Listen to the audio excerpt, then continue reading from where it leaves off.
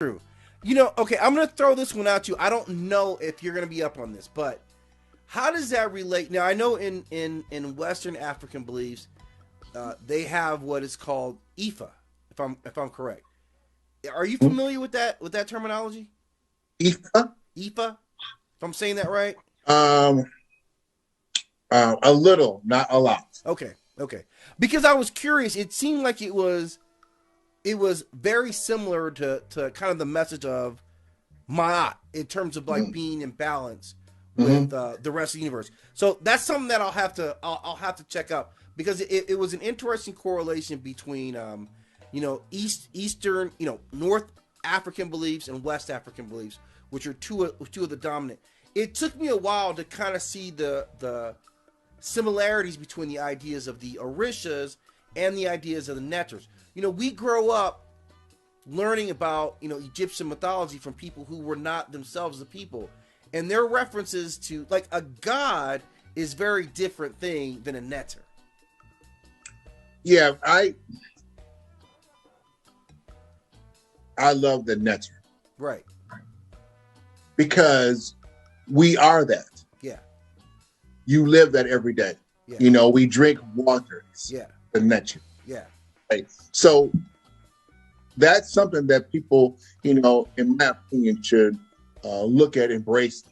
Yeah. Because, I was talking to my mom a little while ago, and she was saying her doctor said that she had iron deficiency. Mm-hmm. Well, that's a natural mineral in your body. Right. Yeah. Okay, so you're nature Yeah. then. Okay, you need that, right? If you don't, you're gonna have to feel right low on energy. Okay, and other things. Vitamin D is another example. There are many examples that explain a person's natural state. Right. Why would we not want to learn more about that? Yeah. Well, okay. So why do you think that some faiths? Why do you think they haven't been represented as forces of nature? They've been represented as more human personifications. For me, those are ideologies that man creates. Yeah. Because if you look at Storm, she's based on the elements of nature. Right. Okay.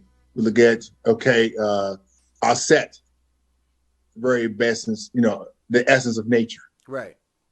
Vixen's powers, anthropomorphic, the very essence of nature. Yeah. Yeah. Okay, so an interesting point.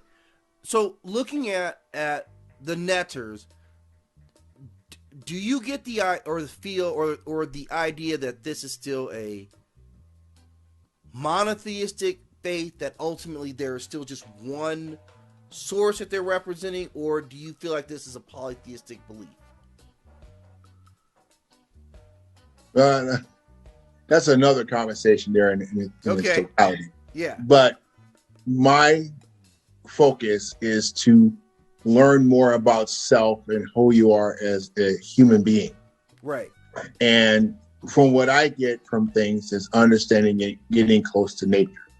Because the more I've done that, the more divine I feel you become. Because as I mentioned about the great hawk, I can mention about how important it is. Well, it's all throughout ancient Kemet about this bird. Right. So it's something that, that's a very important thing. We have the national bird, which is the eagle. Yeah. I know it represents strength and all these other things that people want to say. But why do we have this symbol in everywhere? Yeah. Because it represents nature. Right.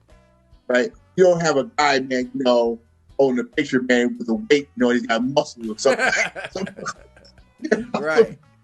Okay, you get a bird with wings. Yeah. Okay, you see, so I'm just saying, the more we closer to nature, we get, the more divine we become. Right. And it's shown in these characters. It's shown in Spawn. Yeah. It's shown in Storm. The reason for mythology is because of that very reason. Mm-hmm. They grab some natural, type of powers from all of these different, elements of nature. Yeah. Right? And that's why we like them so much. I was watching DC and see how fast Flash would run. Mm-hmm. He's fast as lightning. Right. Got that lightning bolt across his chest. Well, that's nature. Yeah. Okay, and everybody loves that. Everybody loves that. Yeah, we do. Right? That is kind of thing. A lot of our representations are giving props to all these natural things, but we put them inside of someone who's similar to us, which I guess allows us to feel like, okay, I can master this power as well, or I could be, or this would be me with mastery over it, or being in tune with nature. Well, I mean, the new Batman movie is out. Yeah. Right? So why does everybody like Batman so much?